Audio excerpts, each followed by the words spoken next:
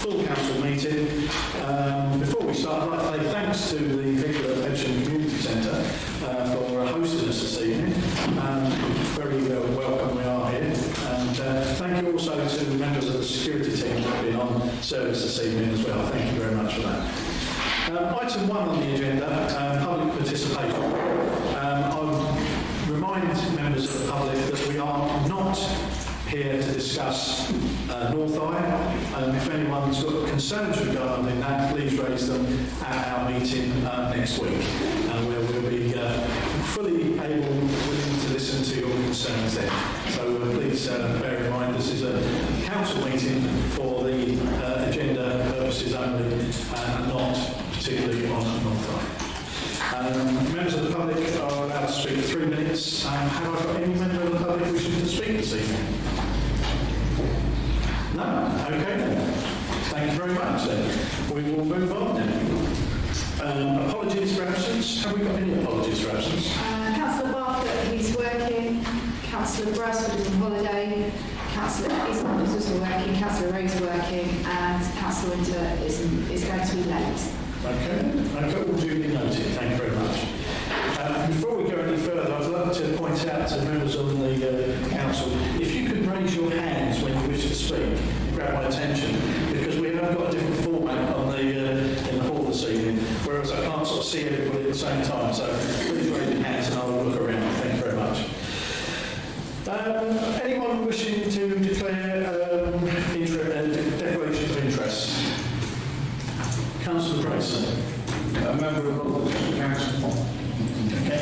Councillor Thomas. Quite a few really. Bexhill-on-Sea Group, Greenpeace, Sussex Wildlife Trust, and Bexhill Heritage Massachusetts.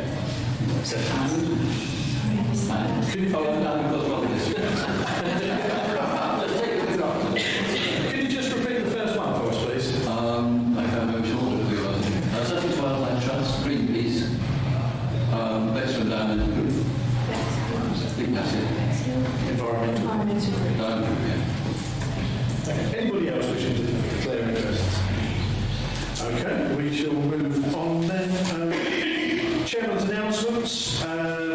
Basically, this will probably be the last council meeting I take as chair, so I'd like to thank you very much for having me as your chair for this year. Also, I'd like to thank any outgoing councillors who are not standing.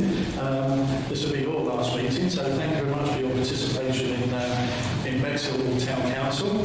And thank you to those that have stood and are going to be taken going forward in the next council meeting for a 4-year term. At last we get 4 years, so that will be good. Also, another announcement I'd like to make is that coronation events are taking place in the next couple of weeks. We have bunting ready to go up in the town, and that should be imminent. We're just waiting for that to be put in place. So that completes my announcements, and so then we'll go forward to item 5 on the agenda, which are the minutes. Minutes of the last full council took place on 8th of March 23, and I authorise to sign them off as a correct account of that meeting. All those in favour? Thank you very much. Bear with me because there's a lot of pages on this one.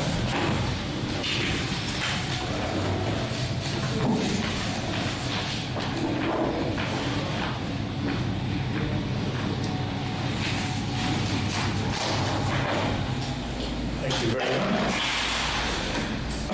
Right, item 6 on the agenda is for this full council to receive the minutes and updates of the various committees taking place, and they are listed all below. They have been circulated in advance, and they have all been received. Is everybody okay with those?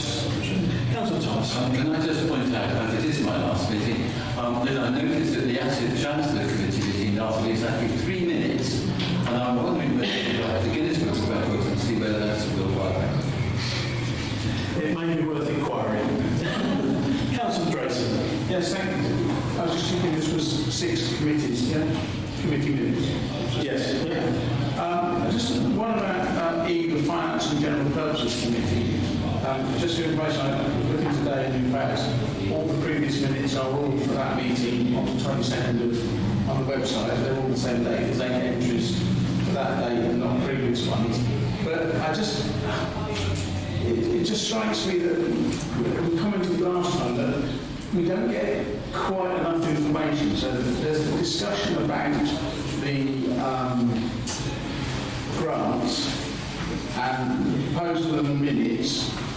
Obviously, one disappears, it doesn't. But I'd like to see some comment as to why things were halved, why things weren't given the full amount. Just for the rest of us, I think we said last time, we run the risk of having to go to every committee to find out what's going on, because there's gaps in this. And I know the Living Club disappeared, made one, but didn't get any. St Stephen's was halved, but I understand St Stephen's now can't do what they wanted to do because they needed all of it or none of it sorted. So they're going to have to try and find somewhere else. But just that sort of information would be helpful for the listeners. I'm sure that's something that you can bring up when you look at the reconstructing the town council structure and when these things are done. But I'm rest assured that the minutes that are produced are along the lines of now, and so they are compliant with local government regulations. Okay, any other aspects? Sorry, Councillor Hart. Does Councillor Drayton want an answer to these questions? Yes, please. I'm afraid I can't give you that answer, but I'm sure that other than they are compliant with Yeah, right, I think no. Councillor Harley was offering to tell me why St Stephen's only got half and why the Living Club didn't get anything. I think this is probably something we can take outside the room. No doubt it's questions that you should have brought outside the room to those that are on the committee as well.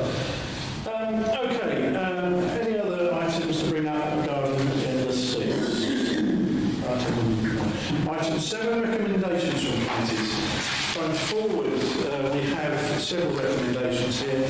When we look at the Climate, Nature and Environment Committee, A1, that they recommend that the contractual financial regulations are waived and the Council enters into a 1-year contract to provide the first steps of the Doomsday project. I must admit this was an item that was carried unanimously by the Climate, Nature and Environment Committee, and they offer it up to full Council for your approval. Councillor Drayton. Thank you, Chair. First question, main question is why? Which financial regulations are waived? Why do they need to be waived to stop them doing it? And why are we looking at only funding 1 year of what's been presented as a 3-year project? Is there anyone on Climate, Nature and Environment Committee? Councillor Yes. Taylor-Jay.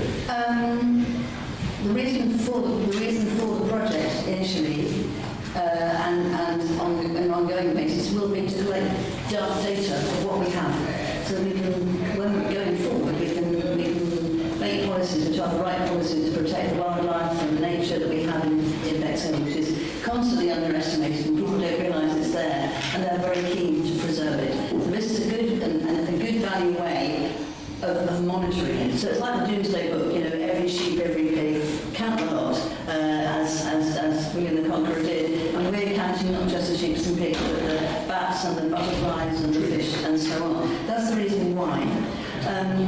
As I understand it, we just to give a brief sentence of background, the committee's been working with David Dennis for some time. He addressed our public meeting, it went down very well with his proposal. The Environment Committee backed it unanimously, as we've said.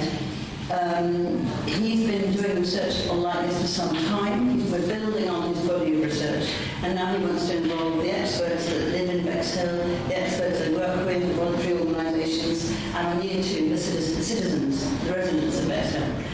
So, apparently, to be able to hire him and not to waste any more time, because this has gone on for some time, we have to check the financial regulation. Now, Julie can explain what that means better than me. Can I ask Julie, through the chair? Yeah, okay, Chair. So within the council's financial regulations, they have to obtain 3 quotes when entering into a contract in order to test the market. So if the council feels that there is a specialist service that could really only be done by one contractor that would be advantageous to the council, they can, with a business case, waive that regulation and only just use that contractor. So in the case of Mr Dennis, the committee felt that he was the only person locally that could do this job for the council. Therefore, they felt that they had a compelling business case to the council to say, you don't need to get 3 quotes, Mr Dennis is the person to do it, and that would be for you to decide. Can I say, thank you, Chair, for that. A little reference to that in there, because I've read those financial regulations several times to try and find which bit we were trying to waive. That makes great sense, and I say I fully support the doomsday. I just wondered which bit of the financial regs we were waiving and why I was stopping it. So thank you. Are there any further questions regarding this particular recommendation? Okay, we will put that to the vote. All those in favour that the contractual regulations are waived and the council enters into a 1-year contract to provide the first steps of the Doomsday Project. All those in favour, please raise your hands. That is carried unanimously. Thank you very much. Moving on now to item 7B. There's 2 aspects to this, 1 and 2. This comes from the Financial General Services Committee. First of which is to approve the revised grants and donations policy, a copy of which has been provided on the with you in your document. Is anyone from Finance willing to speak further regarding that particular item before I put it to the vote? Councillor Drace. It's a question as to why change is necessary.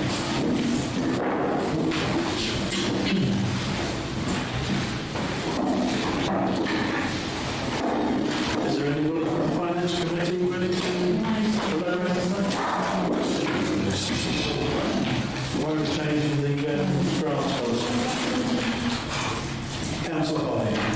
We changed the grant policy to make it fairer when we allocate the funds. Because what we found was that the 30,000 that we had allocated in the year wasn't really representative of the claims we were being asked, the grants we were being asked for.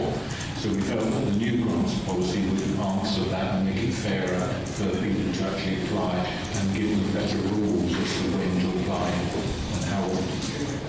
Thank you. My concern then is that if I'm one of the £1,000 people, I can have a go 3 times during the year and it'll be up to 15,000. But if I'm the 5 and the 10,000 person, when do I apply? Because if you've given it away in May, it's not going to come in again for another year. So I'm not sure how this improves what we've got. Anybody wish to elaborate on that particular item?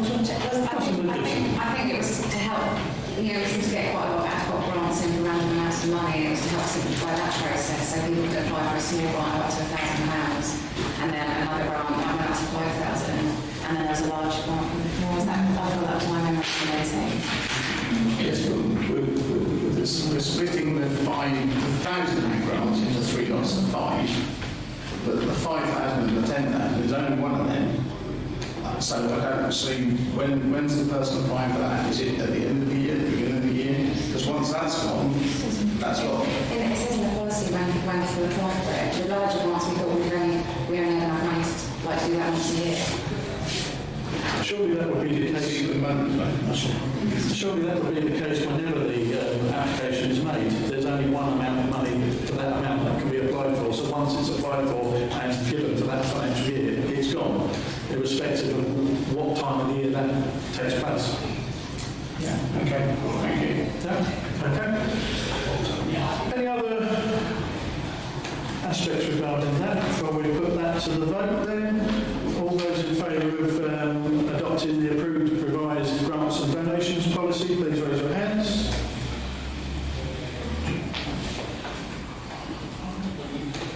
Thank you very much. Anybody against? Any abstaining? And that is carried. That's carried. Thank you very much. Moving on to item B2, to approve the following grants. A, white label events 2,250 for their medieval pageant. Is there a member of the Finance and General Purposes wishing to speak any further on that particular aspect? Councillor Baldwin.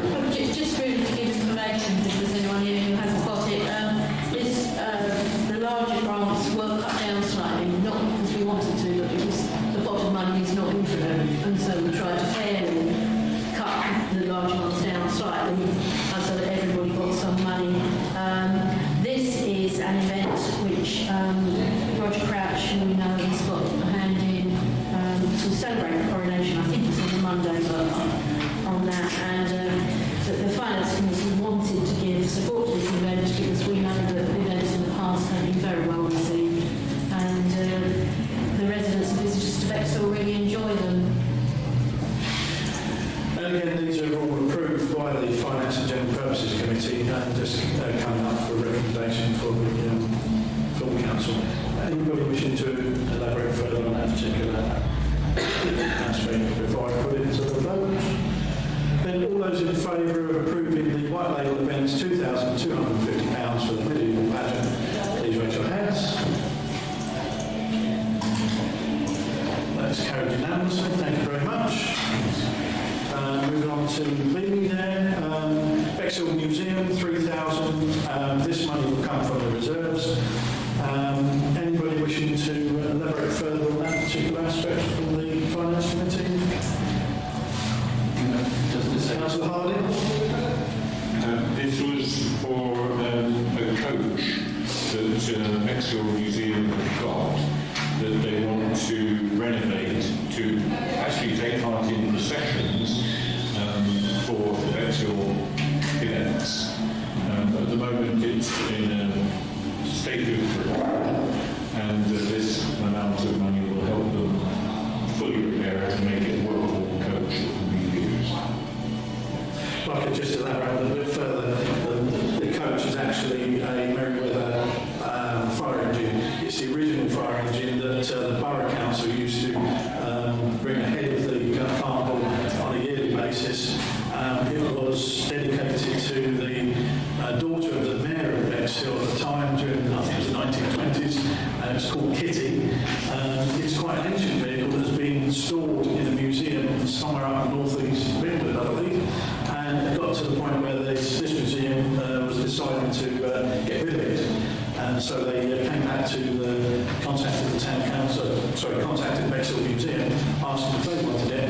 And their project is to very much bring it back into service for the, not for the fire station, come down, for the carnival in order to lead the procession once again in its rightful place. And so because the amount is, was so large and it was in the we've exceeded those amounts, that's where it's coming from. The full council, and the money will be coming from the reserves from there. So I hope that I've elaborated before. Councillor Thomas. Just another declaration, and on the board of the museums. Can I just say that it would be very welcome that the machine is somewhat shaky on its wheels, and so it could present a risk to the public, and this will enable it to remain totally safe. So today is our project. Councillor Baldwin. Sorry, you reminded me, I am a member of Bexhill Museum. I didn't declare it earlier, but I did declare it at the last meeting. Thank you. Is there anybody else wishing to elaborate further on this particular aspect before I take it for a vote? Okay then, all those in favour of granting Bexhill Museum £3,000 from reserves for this particular project, please raise your hands. Thank you very much. All those abstaining?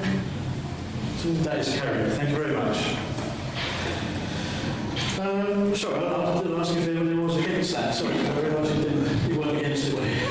No, you're abstaining. Yeah, okay, thank you. Can I suggest this because I am what I should have said? So You did abstain. Okay, moving on now to item 8, details of the Mayor's office. myself over the course of the last meeting, been to various sort of places around the town and organisations, all detailed on the diary there. In fact, I went to the League of Friends at Bexhill Hospital today and sat through their AGM and gave a small talk about the town council, its formation and where we are at the moment. I was very well received. Also took part in a Islamic festival along with several other town councillors. With Councillor Carroll and Councillor Brailsford were there as well, and it was very well received by that community as well. So there's been lots been going on, and if anyone's got any questions regarding that, please let me know. Okay, I shall move on. Item 9, reports from the councillors. We have received and been distributed earlier, the reports from the divisional county councillors. I understand we have a ward district councillor in the audience today. I wonder if Councillor Bayliss, were you going to say something in this particular aspect? Okay. Okay, I just wanted to raise a few points about the working central ward. I'll keep to my 3 minutes. First of all is to talk a little bit about levelling up partnership money, which you may have picked up in the news that Rother District Council have been awarded or have been designated a levelling up partnership. At the moment there isn't any sort of funding attached to that.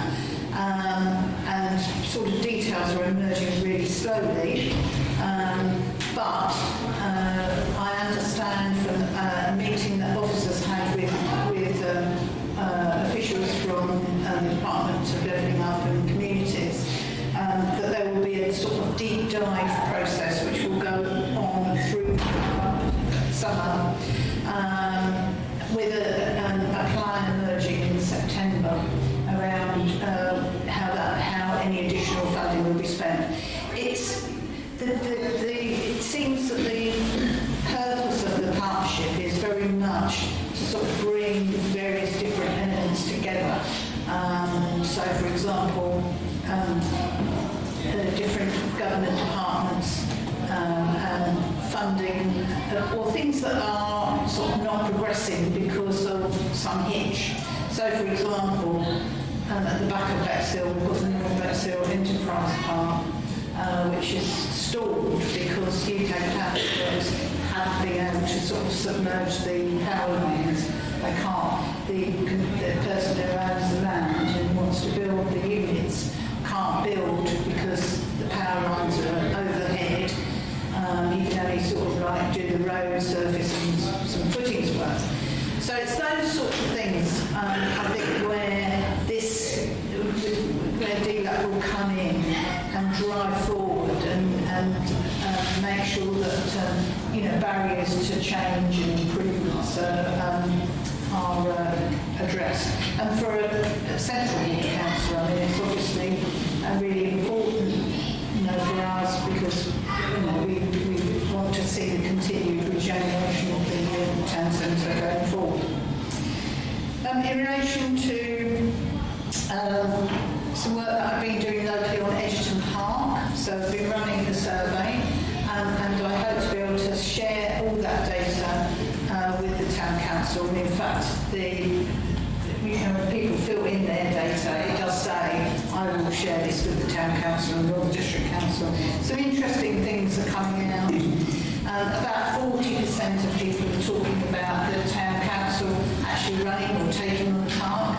That's not quite as many as I thought it would be, but interestingly, only 23% think Robert should continue to run it. So at the moment, there's a lot of people who don't know, they don't know the difference or understand what the difference between the two councils would make.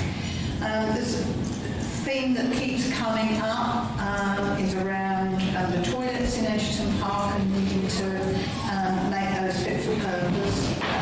That's a comment that keeps coming up. And also, the people are asking for activities for teenagers. So there's lots of things for small children and older people, but there's actually very little to do with young adults and teenagers. And somebody suggested a concrete table tennis table would be really good, because you can't really sort of damage that, and it can sort of be there in perpetuity. So just stopping you in your tracks, and we'll have to say that your 3 minutes is 30 up, so you're going to be quick. right, the second thing is to say about criminal damage and the town centre. And I was going to say that we have obviously continue to have meetings, and I would appreciate being invited to the town council's meeting with the local police, because that's really now the only forum where I can put our concerns forward. And finally, I wanted to say thank you to Councillor Taylor G, who has been a town councillor for the last 2 years and has worked really well with me as overall the district council on several projects. And I'm very sorry that she stepped down, but I just want to register my thanks. Thank you very much. Thank you. And thank you very much for presenting your case to us, because I think you're right in saying you're more or less the only town council that's ever done that on a regular basis. Councillor Drayson. Thank you, Chair. Based on that, through you, could we write to the district council to make sure that this council is involved in the levelling up process? It's very nice that it's district councillors, as well myself, we obviously care desperately about Bexhill. I think Bexhill Town Council needs to be involved in that. It's quite to bother to ask to make sure we are. I'm sure if there's a motion to put forward, somebody would desperately second it straight away, and we will put that to the vote for everybody. Councillor Preston. All those in favour of that particular motion, thank you very much. That is carried unanimously. Thank you. Thank you, Councillor Preston. Councillor Thomas, you had your hand up as well? No. You didn't write. Must be 2 minutes for Mr. Preston. Okay then. Any ward reports from town councillors? No, then we will move on to the governance and administration, item 10. To review the effectiveness of the asset transfer committee, Councillor Gibson. Yeah, at the end of the last meeting, I was just wondering if it was worth us having a check-in about whether we think the asset transfer committee is working effectively and if it's the right vehicle for us. It's been in existence for about 15 months now, and this is like no criticism of the committee or any of the very diligent councillors on it. I just think it's worth us seeing what we think about it. The first meeting was back in January 2022, and they agreed to start talking about toilets in February 2022. And then through the next following meetings, there was, from what I can glean from the minutes, because I'm not on that committee, there was a lot of evidence collected on the condition of the toilets in Bexhill, details on the leases, what the current cleaning contracts are from Rother, what the costings would be for repairing the toilets, what finances were available through us through SIL funding, etc.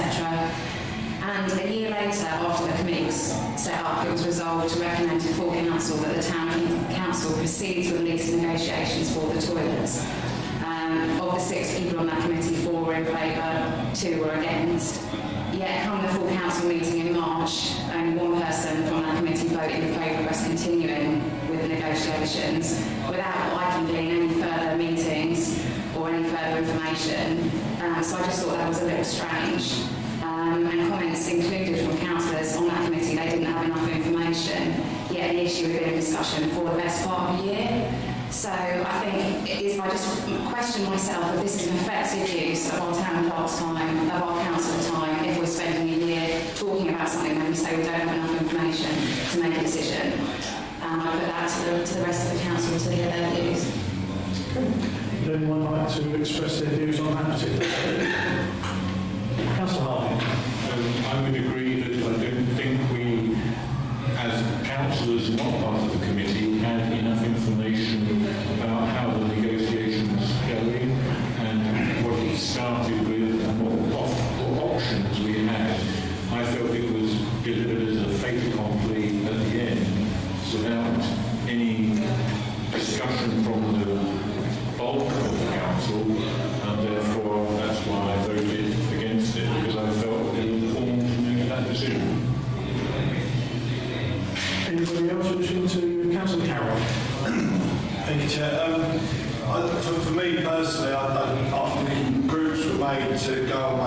calculate a decision, gather evidence and data, and bring it back and regard them as well. I don't think it would brought back everything.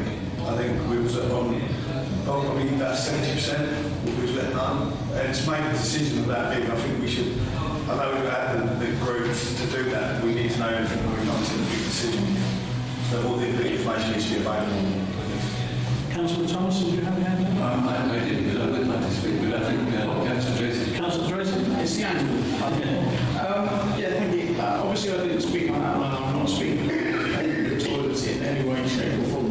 I'm just not sure we can do a meaningful review now with us just speaking.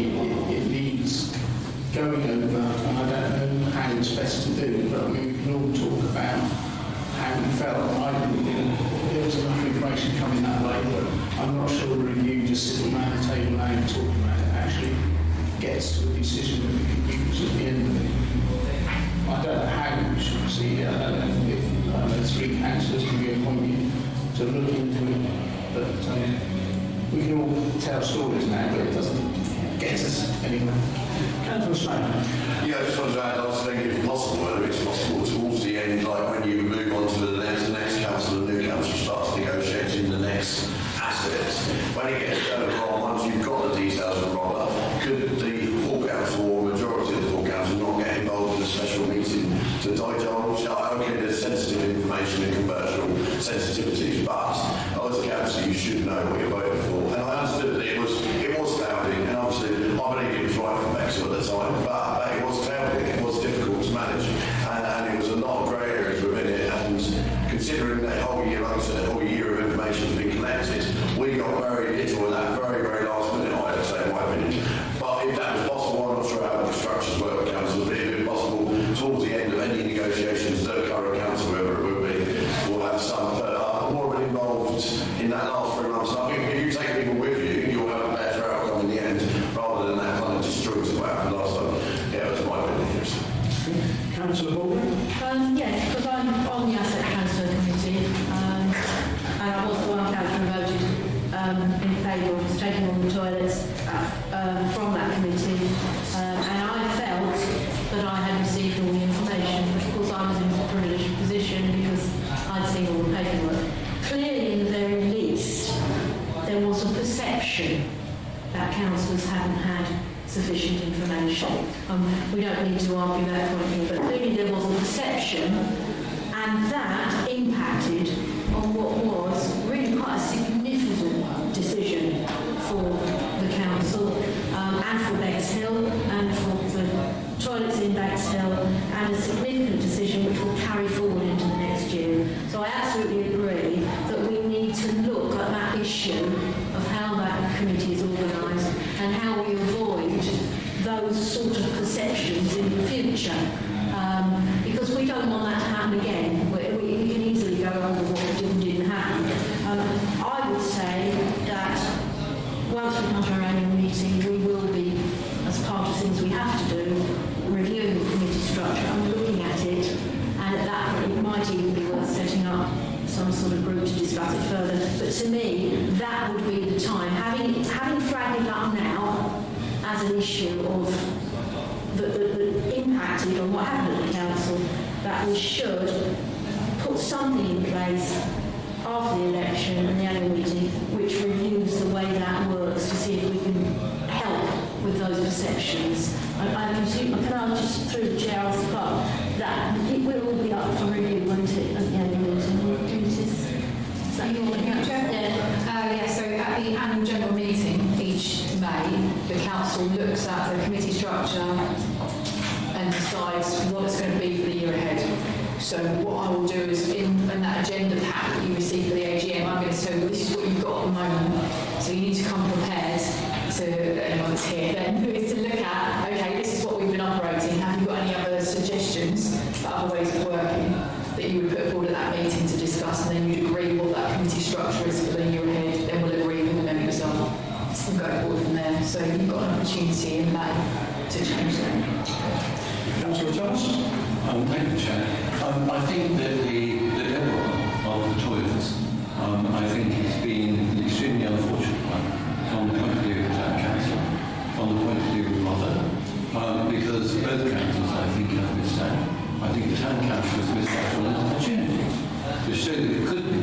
acid, that it could make a decision, that it had a purpose, because one of the purposes of the town council is to run services, so the fact that after 2 years we have no service development, I don't think played well with the public and with the electorate.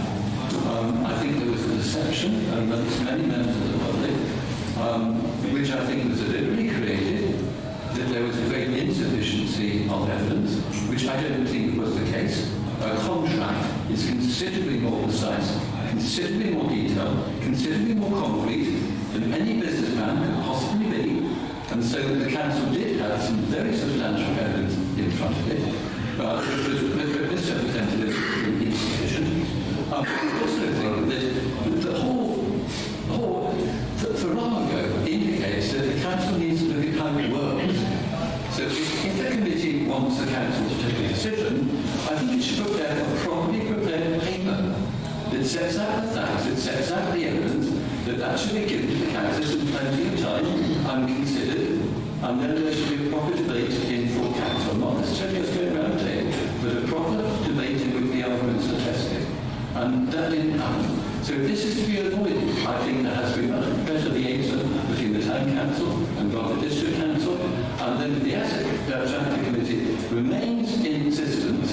Firstly, I think the members of that committee should have the courage of their convictions. If they think something is a good idea, they should have the courage to come to this town council and say so, and not be deterred by the prospect of having a negative impression of them created in social media. If they are not convinced that it's a good idea, they shouldn't look at the asset transfer committee.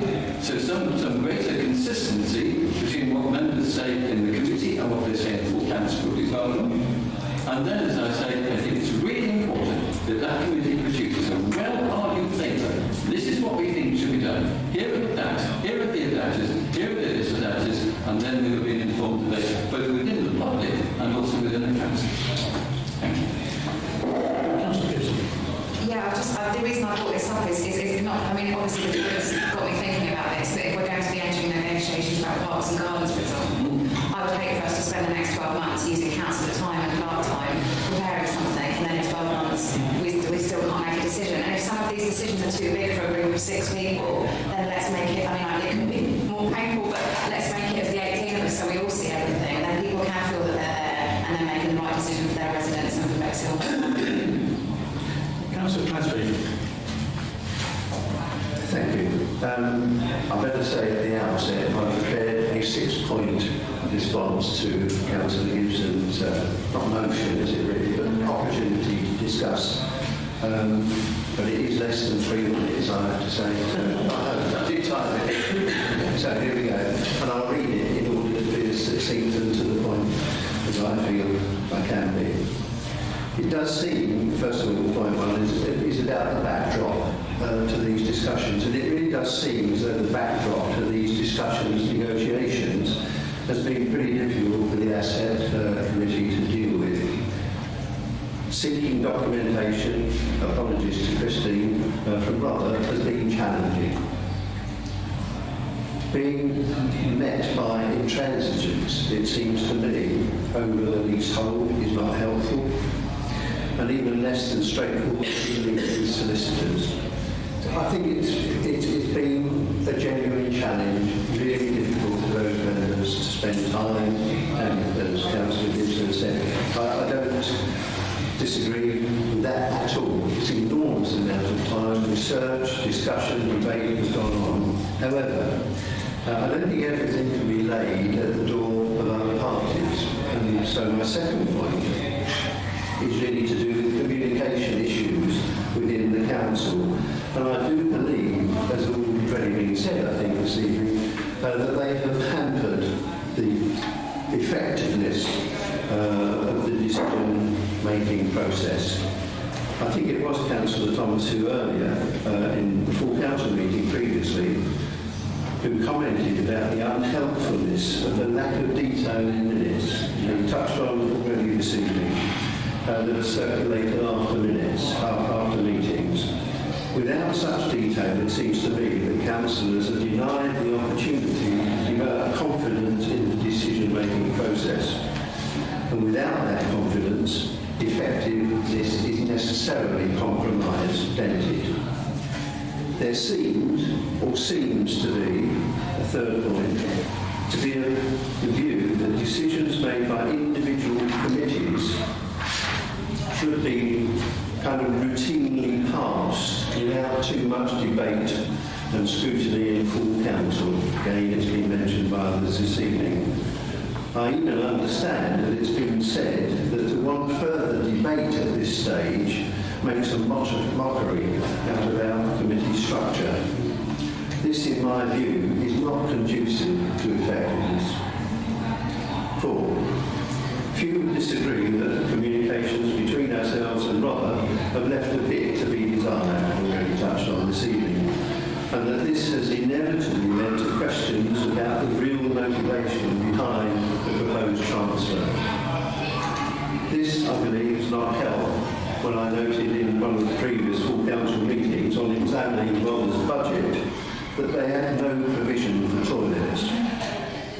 Was it considered a done deal? Who knows? But the confusion is not helpful, again, to effectiveness.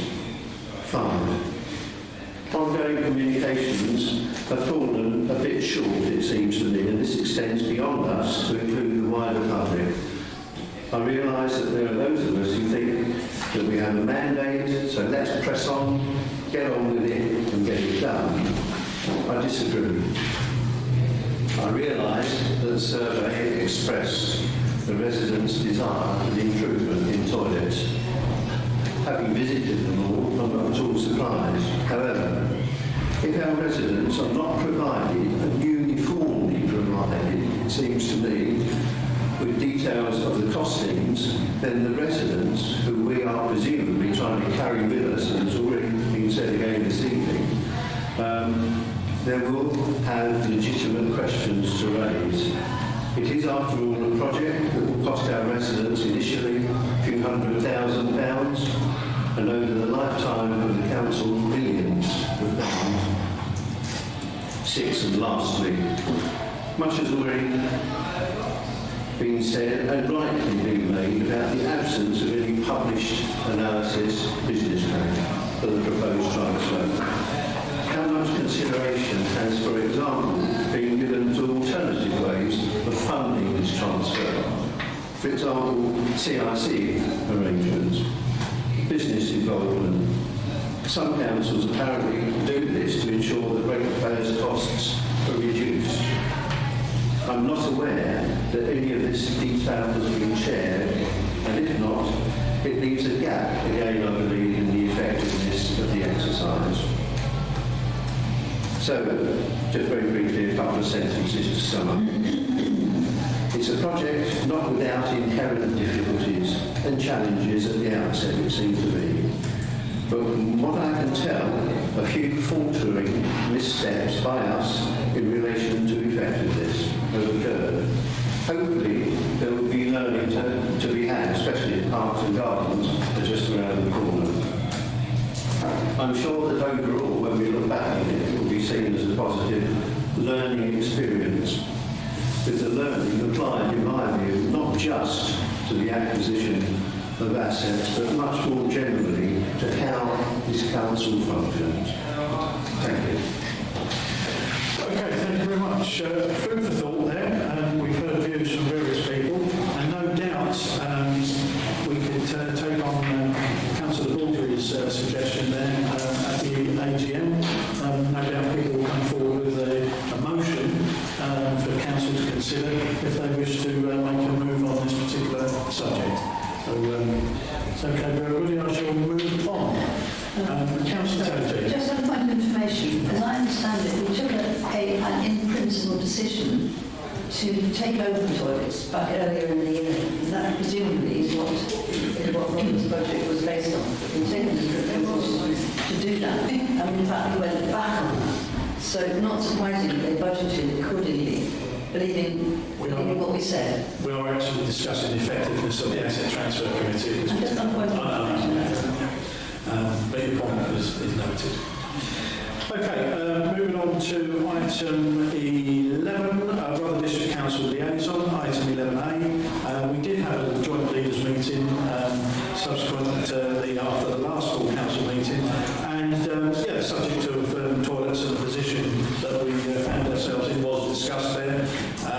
nothing concrete has come out of that particular meeting, but it was discussed and noted.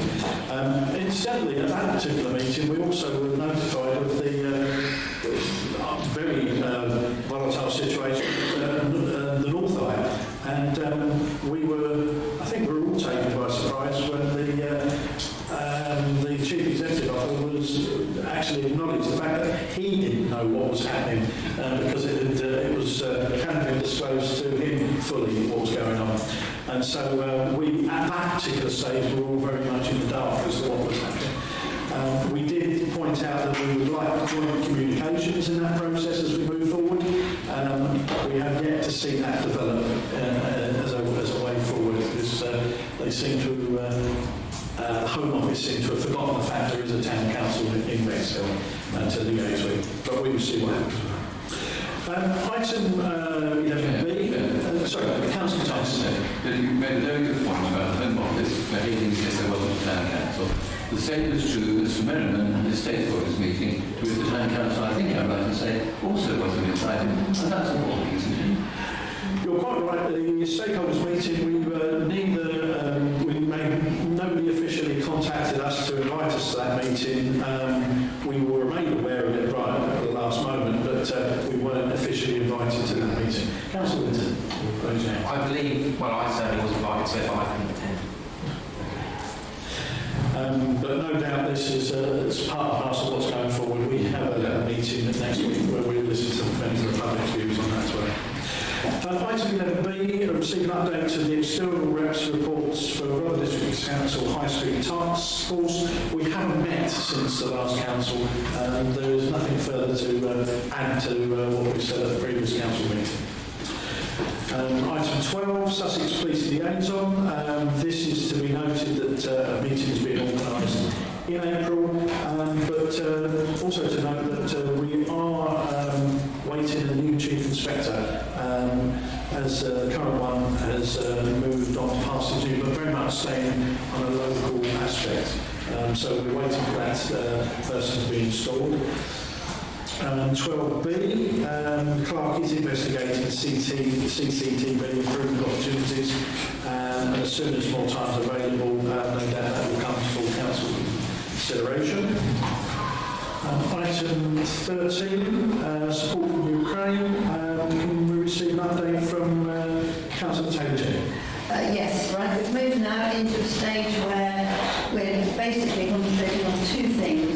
First and most important is finding accommodation for refugees who are now leaving their hosts, so they've been doing it for a year, and trying to find somewhere for them to live. We're working closely with Robert's Homelessness and Housing Department, who've been very useful and very helpful and flexible, given a huge task which they face. There is just not enough housing in Bexhill which anybody can afford, and if you're on benefits, you just don't begin to reach the affordability criteria which the agents and the landlords insist upon. So that's a struggle, but we're getting there. Secondly, the other thing we're doing is concentrating on fun things to give them a fun time. As things get worse in Ukraine, and many of them have been back for the Ukrainian Easter, which is just gone, only just gone. So we had a trip to Wembley to see a really bad football match of Ukraine versus England. England faffing about at the back all the time and not passing the ball, very frustrating. A trip planned to London. They haven't been to London necessarily, so it's going to be a coach trip. Possibly watching Eurovision at the at St Michael's St John's Centre, Michael Evansville Centre. Because of course Ukraine feature in Eurovision, and taking part in Refugee Week with Belabar and Bolisky. So there's quite a lot going on, various sad things and good things happening all the time, but everybody's very aware of the support they've had from the Town Council, so thank you very much. Thank you very much. Moving on to item 14, just to announce, like I mentioned before, we were waiting for the button to be placed around the town for the coronation. Item 15, external representatives reports. RALC. Anyone wishing to speak on RALC? No? Okay then. Citizens Advice Bureau?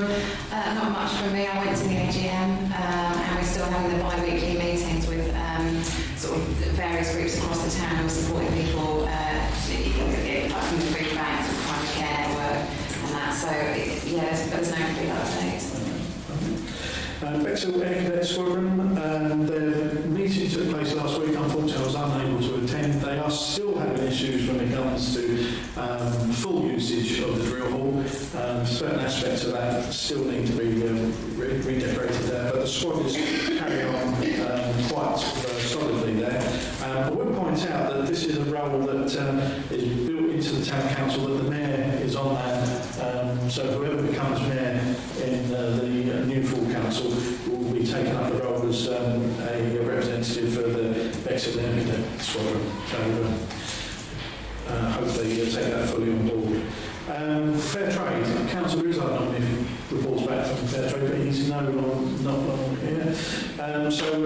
Councillor Barfoot's report back on Oldham Bowl. Councillor Barfoot's on here. One of Councillor G. Yes, but a large proportion, a majority of the personal trainers who are doing the Oldham Bowl training, that's the level 3, are doing it or have done it, which means we'll have a little posse of people who are very, very keen to lay on more fitness activities for older people who've lost confidence in going out and keeping fit and trying to get going and socialising. And so the next step, after I've left the council, hopefully somebody will take up, the next step will be to bring these people together and make sure that we then extend those activities so that more older people can be older and bolder, be fitter and bolder. So thank you very much. Okay, thank you very much. Councillor Gibson for the Sea Angling Club Design. So desperate to basically what I can say at the moment is that Bexhill-on-Sea Angling Club and Bexhill Maritime are working well together and they're working in the same direction, and hopefully more details will be available soon. Okay, thank you very much. Item G there, this is to agree a representative for the Little Gates Farm and to appoint someone to represent to attend the farm and tour the facilities and report back to council. There are a number of people within Bexhill that actually use the facilities there, and I wonder if there's anyone that wishes to speak about this particular organisation. Councillor Gibson. I'm happy to, because the request came through. I met with Dee from Littlegate Farm, which is a facility which most of us probably know, which works with adults with kind of learning difficulties and sort of special developmental needs to help them gain access to work. They do lots of nice kind of mentored apprenticeships with local businesses and local charities. I know that Devil Pudding have helped before. I know that Young Up Homeless work with a couple of these young adults, and really it just gives them a great chance to get into employment in a sort of safe, supported way. And for those who that route isn't suitable for, they can actually work on the farm and learn how to do the growing and the tending, etc., which is really great as well. So it's a fantastic facility in my opinion. So that begs the next question: is there anybody on the full council that wishes to put themselves forward as a rep for Littlegate Farm? Councillor Gibson. All those in favour of Councillor Gibson, please raise your hand. That's carried unanimously. I didn't think we had any problems with that one. Thank you very much. Right, moving forward to motions from councillors, item 16. Councillor Thomas. Thank you, Chair. The purpose of this motion is to encourage the Council to proceed as quickly as possible with the formation of a neighbourhood plan. One of the main arguments is very simple. Namely, if we do have a neighbourhood plan, we're entitled to 25% of all the civil money collected from developers. And although we've not been able to stop a lot of unsuitable housing development within the borough, a considerable amount will happen, and as a consequence, this council could become a remarkably prosperous council, one of the more prosperous town councils in Great Britain as a consequence.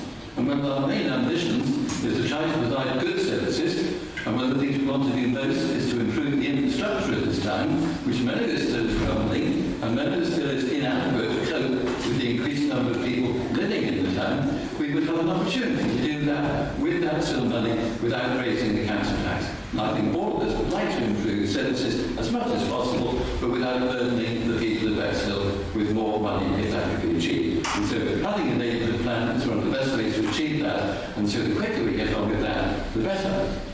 It also, I've also got a number of neighbourhood plans which you might want to look at. So this is Clysters, this is Roberts Bridge and Southhurst, this is Settlescombe, and this is Rye, with that part of the forward, so you can see what they actually look like. Okay? Now, people don't necessarily realise just how advantageous a neighbourhood plan can be. It gives us a chance to actually say more specifically where we want to go, what shops and offices we want to have built, what infrastructure there should be.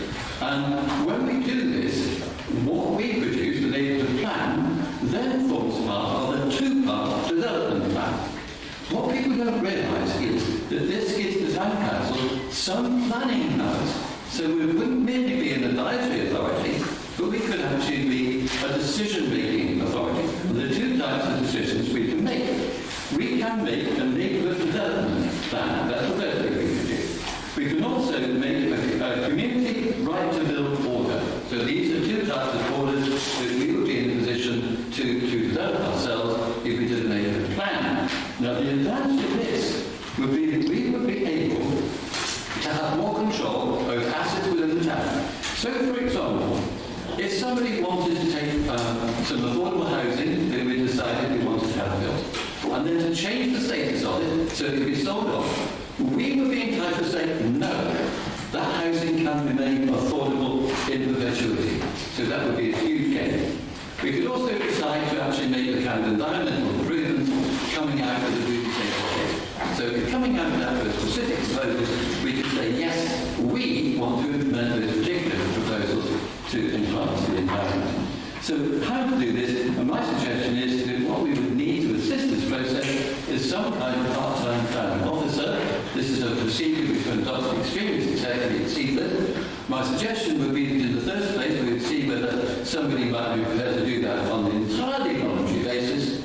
If we find that that is not the case, then maybe the subsequent council after the election might determine to pay them an honorarium or some of the money to encourage them to do so. But I think in a place of this size, a very, very large town, there's a great chance of there being some kind of retired planning officer who would be prepared to give their services free or prepared to give their services for a very small sum of money. So I think we can make a great gain, because we're talking about a potential gain of millions, for a very, very small expenditure. I saw somebody on social media said something about emptying the coffers. This is not emptying the coffers. This is how to fill up the coffers with money we can spend on the infrastructure which this town needs. And so that's why I put forward this motion. And the quicker we get on with it, the quicker the money will start flowing into the council, and the quicker the council will actually require some positive planning. But that's my argument. Thank you, Chair. Thank you.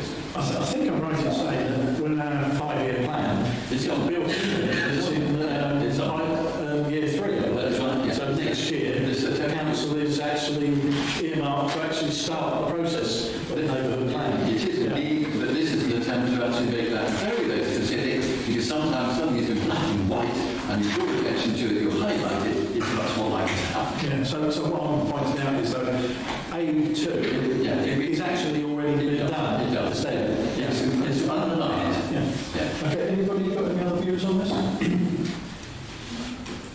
Councillor Clancy. I've got great sympathy and support really for Councillor Thomas's view, especially as a resident wrote to me not all that long ago and wondered why on earth we've been so slow in starting our neighbourhood plan. Now, I don't understand or know that much about those things, but I think my preference, despite wanting to support this, would be that these suggestions about the staffing establishment that this council is going to support one way or the other, I actually believe it ought to come through from that committee, the HR committee. I think that we ought to be presenting the council with a coherent plan over the next 1 year, 2 year, 3, or whatever it is, rather than responding to, excuse me, with respect to an impassioned plea at a meeting like this. So I would prefer to have more debate, more consideration, more understanding developed, and that it came via the HR committee to ensure that there is a coherence in the development of our staffing establishment. Thank you. Councillor Baldwin. It really just to support what Councillor Cousins is saying, and also I think we would need some very clear advice about what would be the best way of doing this. Do we need to recruit a member of staff? Do we need to buy in a specialist? Do we need to use somebody from Rother? There are all sorts of different options of doing this. I mean, the neighbourhood plan is there already on the strategy. But I think we do need to dig in a bit more in detail as to what sort of specialist advice would best serve us, and financially as well, to make this happen. Is there any other, before I come back to council, are there any other councillors? Councillor Toad. Yes, I mean, we have been talking both before there was a town council and now about the importance and value of neighbourhood plans, which of course don't necessarily depend on town council. And we're behind them in the race to get one done, because the scope of them is really impressive. They obviously need some expert input, and I would support the idea that we would press on. Of course, people need to know what they're doing, but it may be simply a question of learning from all the people who've lived and breathed these things. It's a bit of a nightmare if you have to do it all yourself. So we should learn what other councils recommend, whether as Council Claire said, Baldry said, we should get other people's advice on what they've done and act on it. I don't think we should be faffing about for years to come, because it's a really silly thing. It takes a long time to do anyway. We spend a long time saying, shall we or shan't we? I think the answer has been yes, we should. Everybody should in this situation. The question is how, rather than whether. Any other councillors wishing to speak? I think we're sort of, we all agree that it's in the plan already, it's there to be done, and no doubt, as Councillor Clasby's pointed out, alluded to capacity of the staffing structure. At this point, I'd probably just like to ask the clerk whether she has actually made or started to look at plans for the capacity for the neighbourhood plan in year 3. I wonder whether you could sort of elaborate further on that. Yeah, certainly, through you, Chair. So I've been involved in neighbourhood plans before, and ordinarily you wouldn't recruit someone internally to do that, because there's a grant available through the locality, which is up to around 10,000, depending on if you've got areas of deprivation, you can get more. And what that money is for is to employ a planning consultant, so a qualified specialist that comes in and sits on your steering group and gives you all of that planning advice. So you don't employ somebody to work for the council for a neighbourhood plan. You form a steering group which is mainly made up of members of the public. So yes, the town council would operate it and would manage those meetings, but the idea is you have as many members of the public as you can involved. You get your grant from locality, you use that to fund, you tender for a planning consultant, so you do 3 quotes, etc. You pick one, and then they come to those meetings and they help you formulate your policies for the neighbourhood plan. Then once they're all agreed by the steering group, Rother would help you, so the district council will help you, then it would be put out to a referendum, and then the public would vote yes or no to accept it, and then the plan becomes in place. The plan doesn't affect a community right to build, that's something completely different, so a neighbourhood plan has no impact on that. That is where 10 residents can come together and write a petition to a plan to build, so you don't need a neighbourhood plan to do that, you can do that separately. Just one thing to bear in mind, there's been a couple of cases where a neighbourhood plan has not been considered by the planning authority when taking a decision. So it doesn't give you, as a town council, any planning decision powers.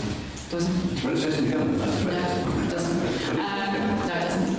So the government at the moment, you are just a statutory constantine when it comes to planning applications. So the planning authority asks you for your opinion on planning applications, but it doesn't have to take your opinion into account. There was some discussion in the Localism Act back in 2011 about how could the devolution of services, so at the moment it's discretionary services such as toilets and parks, but there was a talk in central government about can we devolve the planning decisions, not all of them, because you could be expected as a group of unqualified side, planning committee members make decisions on big developments, but you could potentially make decisions on people's conservatories and single story extensions and things. So there is some talk about that in government, but no decision's been made. The seal money is correct, so if you have a neighbour plan in place, you do get your 25% of seal money rather than what you get at the moment, so you get an uplift of like 10%, so that's good, you would get the money.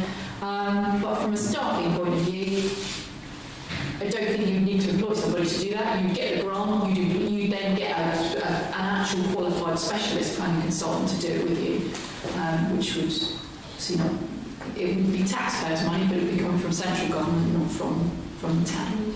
Okay. Councillor Thomas. I'm sorry, I know the clerk is next, but on most things, but on this one, the ones, okay, I'll just like to quote you from the government advice. It says this: does a neighbourhood plan have the same legal status as the local plan? A neighbourhood plan attains the same legal status as a local plan and other documents that form part of the statutory development plan once it has been approved as a referendum. At this point, it comes into force as part of the statutory development plan.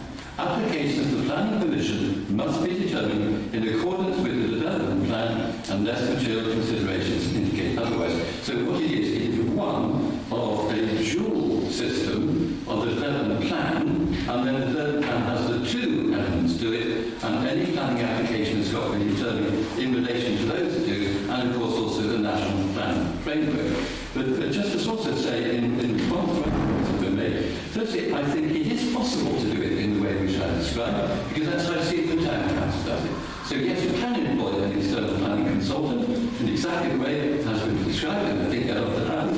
But see if the town council has gone down a different route, and the person they employ also advises the planning advisory committee. And the advantage of that is you have liaison between your planning advisory committee and the development of the neighbourhood plan. The two are then brought together by one person having oversight of the both. And so that enables more coherence, if you like, between the planning of the local council, town council, and the actual overall community-based planning system of the whole neighbourhood plan. And can I just say, it does make sense for us to have our own person rather than relying upon another, because the other person will be developing the local. Those two have to be coordinated. They can't conflict with each other, but nevertheless, the neighbourhood plan can go further. And that's really important. Because we may, for example, to give an example that I've seen recently, we want to say no development should be approved unless the standard drainage for that particular thing, we know that it's absolutely guaranteed to be adequate. And I noticed the council has recently adopted that as part of its planning, its explicit planning policy, instead of just simply saying a statutory consultee has to say that it's all right. So it does enable us to go further. And I kind of feel that what this council is very good at is arguments for today.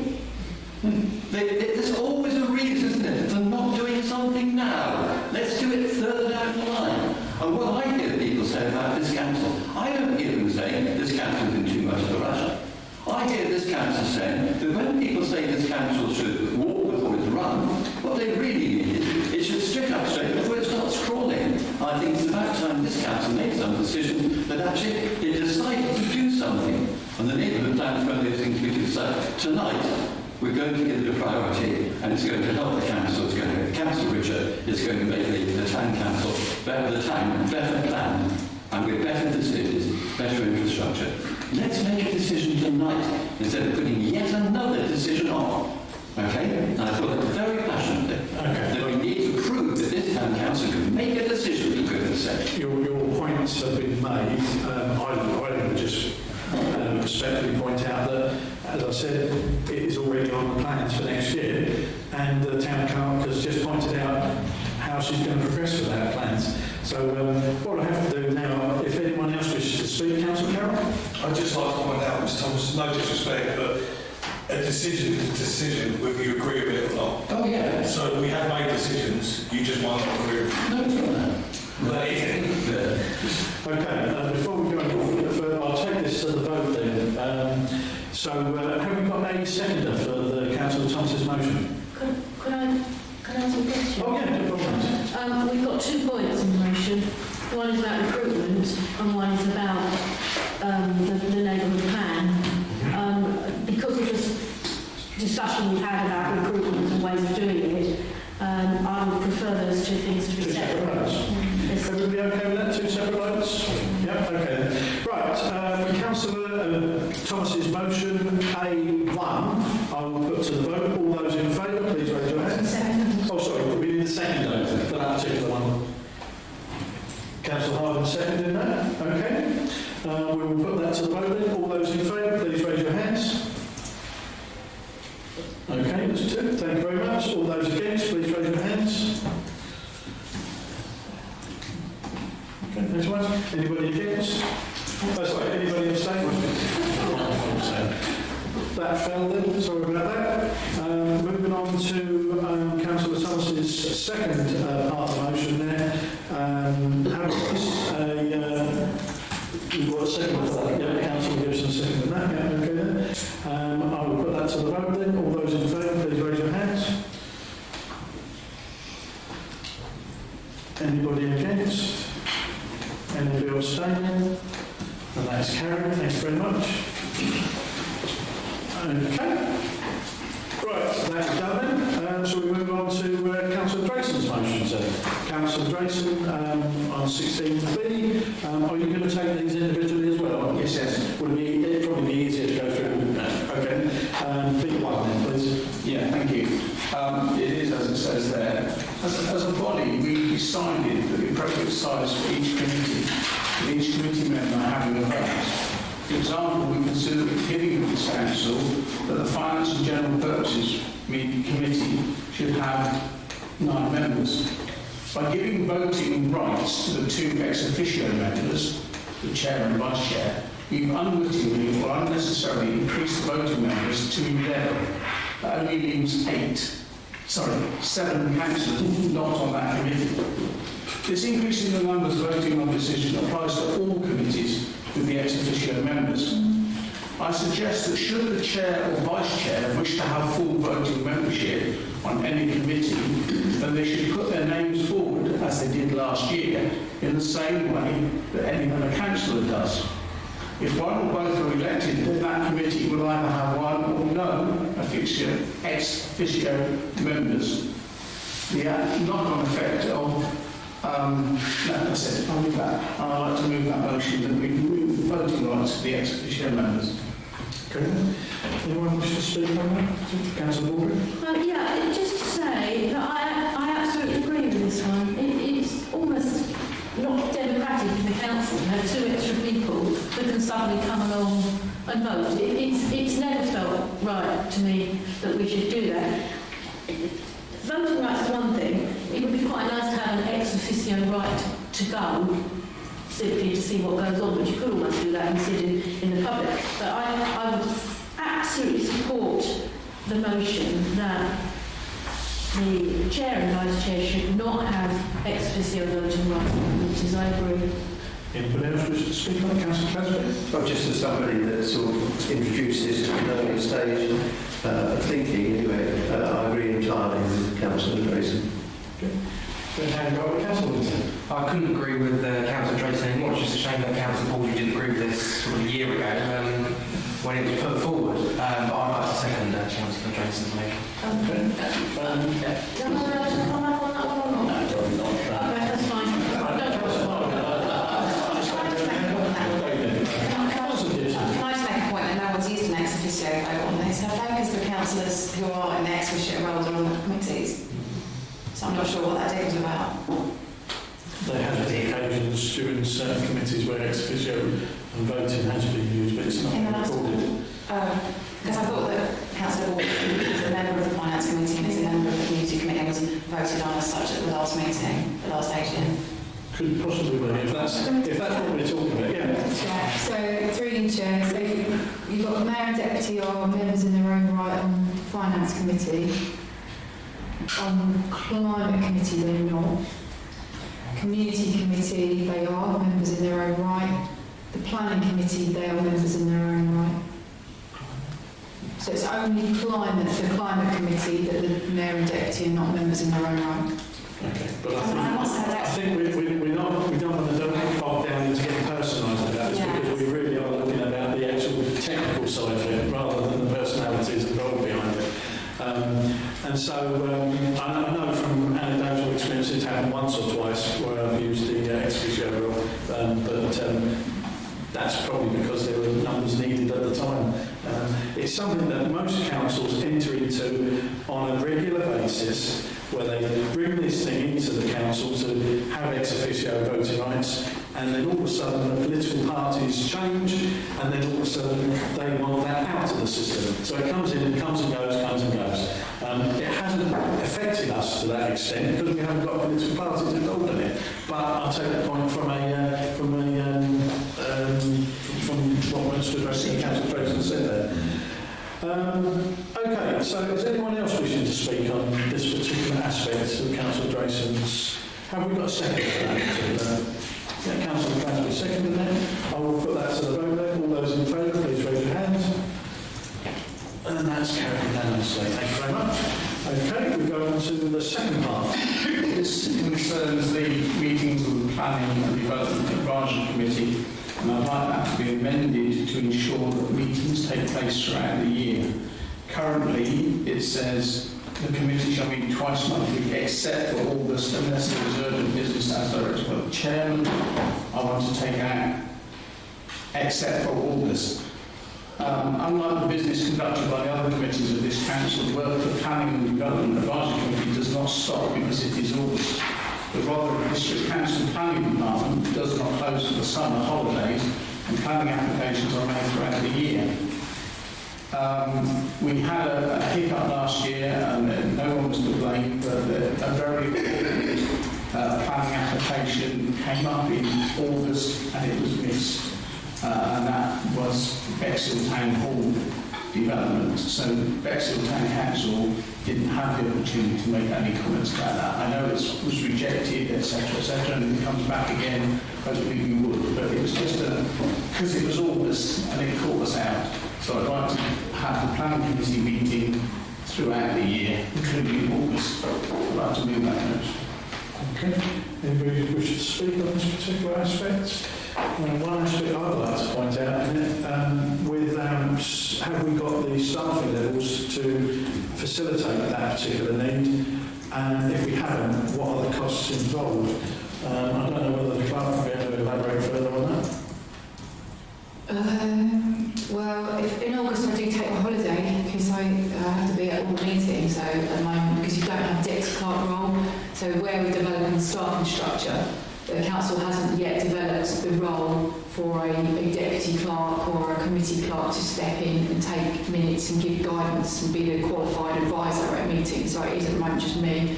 So I will be taking a holiday in August. I need to take a holiday throughout the year. I don't get one until there's no meetings. So you need to look, if you're going to have regular meetings in August, I'd say you need to look at a local clerk to employ to come and work those meetings for you while you're away. So it would be a good idea to get some quotes on how much that would cost, perhaps, and put that into your budget. Doesn't come into your staff cost budget when you pay a professional to come in and cover it, it will come into your other costs. So we could look at a budget for professional fees to cover meetings during August, perhaps. Okay. Councillor President? The clerk made reference to them, we haven't got a deputy clerk in place. We said earlier about reviewing things and staffing in the future, so I'm quite prepared to withdraw this one and bring it back at a later date. Okay, fair enough. I don't think I have to ask full council's permission to withdraw it because you've put the motion forward, so you can withdraw it yourself. Thank you very much. Item B3. Yes, this is, I just don't know why we ever did it. It's membership of the Accessibility Working Group Advisory Committee that we somehow made it had to be 3 council members appointed by the Climate and Nature. And I don't see why it specifically rests with the Climate and Nature Environment Committee, but not. So the group is tasked with researching issues that are affecting all of Bexhill and would like it to be open to all councillors, not specifically the Climate Committee. I think if I can recall, it came about because they were brought back to the Climate, Nature and Environment Committee, and that's purely, it's just something that's just developed just because of that. They were brought back to that committee. So it could be any councillors? Or do they have to be members of? At the moment, it has to be from that committee. You're quite right. propose we don't do that. It could be any 3 councillors. Does anyone wish to discuss further? Councillor Hall? Just that I'm sure, in principle, I agree with you. It makes more sense to have the pool that we've been selected wider for people with an interest. So we would just have to look at that scheme delegation and see if there's another way of doing it. But they've got a report somewhere, but it could be to full council. But I think it just needs a bit more exploration before a decision is made. Just what the structure would look like, really. Yeah. Councillor Taylor? No, sorry. Okay. Yeah, Town Clerk would like to say something. Yeah, through you, Chair. I need to be thinking about this, because working groups, which in law are our advisory committees, they don't have any voting rights, or there's no decision-making takes place. They're research groups. So I'd have a look at it, trying to think like what are you trying to achieve. So if you're trying to get other councillors onto the working group, you can already. So I really look at this and have some other councils, because you need your 3 councillor members there to report into C&E, because it belongs to that family tree of committees. So you need your 3 C&E members there, because they then report into C&E. But then you have an unlimited number of members for that group. So there's nothing really to stop any other councillor becoming a genuine member of that working group, because there's no decision making take place. It's just all research and gathering information. So you could have your 3 members of C&E, because it reports into C&E, because they're the committee that's responsible for the environment and signage and highways, and that's why accessibility was going under that committee, I think, if I remember rightly. So you could have the 3 C&E members, then any other councillor from full council that wanted to join that group could just join it. So I think, after having a think about this, I think you've already got that opportunity. If you want them to have it in their own right, so you want it to be 3 members of the council, then yes, I think the working group would need to report into full council, and then perhaps that's probably too cumbersome for the type of work that group's doing, because I think that group really is to inform the climate committee of some suggestions of how we can improve accessibility in the town, which is their role, not full councils. Does that make sense? It does, and if the chairman will allow me to make it up on the hoof, I will amend my own motion. Because what you said there is right, but it says, and an unlimited number of non-council members. So if it can be amended to be and an unlimited number of councillor and non-council members, that would cover it. Okay. So the members could still come from the climate. Why don't we get an easier name for that? The climate committee, and other councillors could join it as well as non-councillors. Okay. So now your motion reads... The panel should consist of 3 councillors, 3 councillor members appointed by the Climate, Nature and Environment Committee, and an unlimited number of councillor and non-councillor members and councillors. Okay. Okay, we've got a second of that particular councillors. Second, yeah. Okay then. All those in favour of that motion, please raise your hands. That is carried unanimously. Thank you very much. Thank you, Chair. Thank you. Okay, moving on to item 17, correspondence and matters of information. We received various correspondence. They're all been circulated in advance, and all just for noting basically on that one. So we go to item... Oh, Councillor Tracy. I've just looked at it. I'm not sure if everyone was aware that the Braintree Council injunction in relation to their asylum centre was at the High Court today. It was finished today.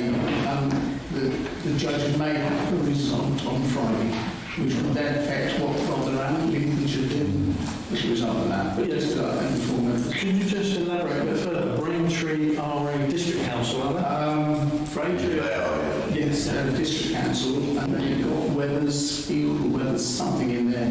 That's Coronation Street. You might, I don't know what sense. But they're a North Island Scampton.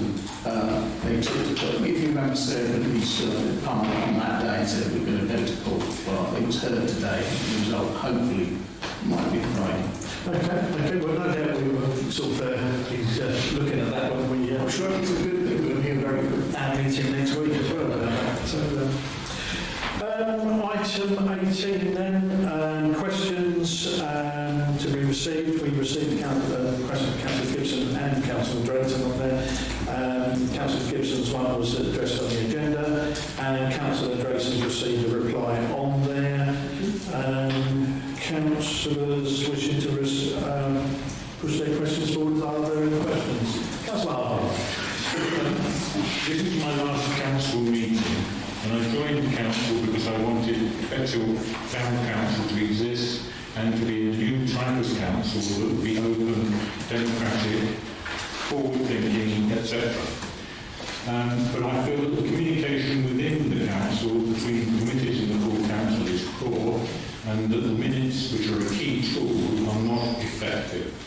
I accept that they may be now recommended or set up, but just for the demonstration that Councillor Drayson needed more explanation about the minutes.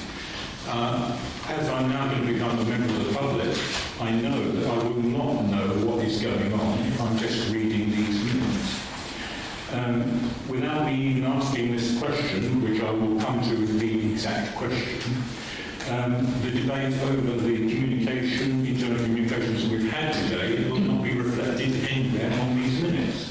So my question, just so that there is a record that I'm asking this, will the new council address the lack of information that is provided by minutes? Okay, thank you very much. Are there any other councillors wishing to put questions forward for next meeting?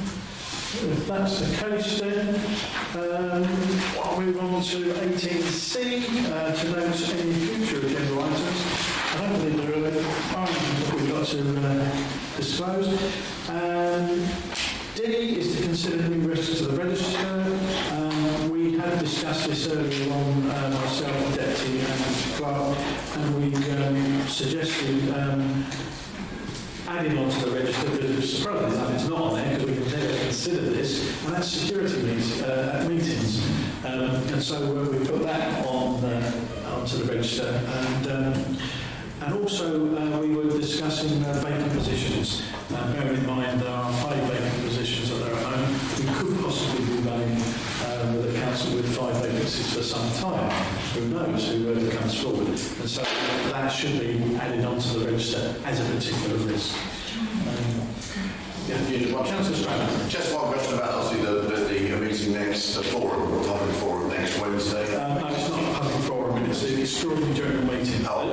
Not extraordinary general meeting, an extraordinary meeting of the full council. Yes, so obviously, will there be, you provide, the town council providing security for that? There will be security. Yeah, just because I've seen the numbers that attend these things and they're quite fiery. Yep. Any other questions or anything to go forward now?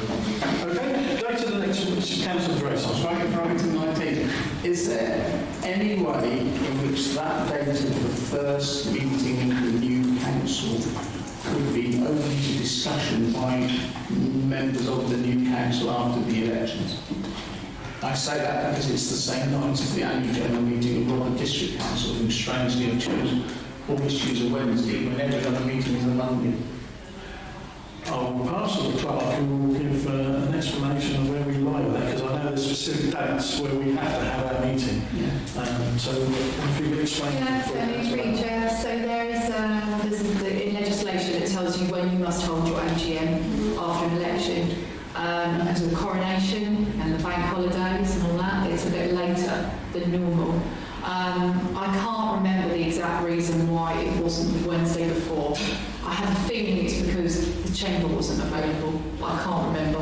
We talked about this earlier. I can't remember why it wasn't the Wednesday before. And that's why it was moved to the 24th. There was a reason why it was approved. So the date is set by the council. So your only opportunity to set the date for the annual general meeting is right now. After that, councillors will all stand down just before the election, and then they'll take their positions from the 9th of May, and then the AGM is the first meeting. So if the council want to change that date, they need to do that now. Obviously, we need to then consider venues, etc. I suspect I have actually running between 2 places. Can I just say that I thought we were councillors until the day the new council start? No. Didn't we? So there's 4 or 5 days. There's a gap where you only have one councillor in position, which would be the chair. and the chair must stay in position because it's their role, even if they're not elected, they must open the annual general meeting after an election. So you will all not have your seats, the elections will take place, even if they're uncontested, that still happens. And then I think it's from the 9th of May, all new councillors take their position, and then you have your AGM within the 14 days. Because of all of the bank holidays, it's later than it normally would be. So it needs to be held by the 25th, not the 31st. So you don't know, you've got to have, that's why we had to squeeze it in, and I just can't remember the exact reason. So long ago we set these dates, but there was a reason why. But we can find out if this council's really set and wants, as a majority says, we'll hold it on another date, then you need to agree that now, because you don't have another meeting to agree other meeting dates. I think I want to stick with it. It's up to you. It's up to you. Well, whatever the metaphor is that applies to it, because I've thrown it on, so it's my problem. Before I go through... I might not get elected, of course, for the opposition council, in which case it's not a problem. So. Yeah, you never know. Blessings. Before we finish off, just to point out that there are a policy of our council is for all councillors to have DVSs. There are a number of councillors that have filled out their DVSs, but there's still one or two that still need to fill them out. And no doubt about that, there'll be prospective councillors listening that wants to be co-opted to realise that they have to go through that process as well. Councillor Tracy. It was only 2 weeks ago I decided to restand, so I will send the clerk my details. Thank you very much. Next meeting, 24th of May, and thank you very much, everybody.